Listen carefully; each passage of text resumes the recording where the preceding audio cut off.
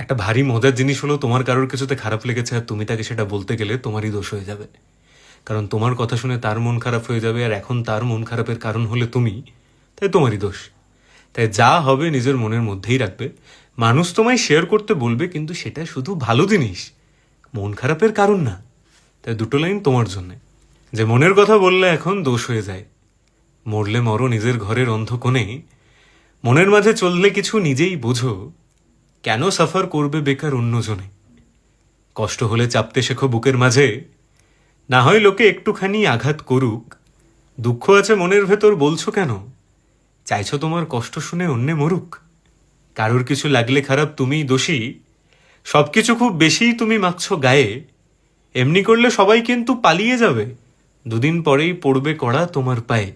তাই বন্ধ মুখে চুপটি করে সব সয়ে নাও, ভালো ভালো বললে কথা থাকবে লোকে।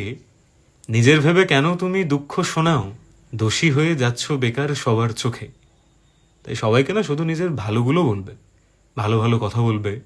কারোর কিছু খারাপ লাগলেও বলতে যেও না, কারণ বেকার তার চোখে তুমিই দোষী হয়ে যাবে। ঠিক আছে, বুঝেছো? যাও।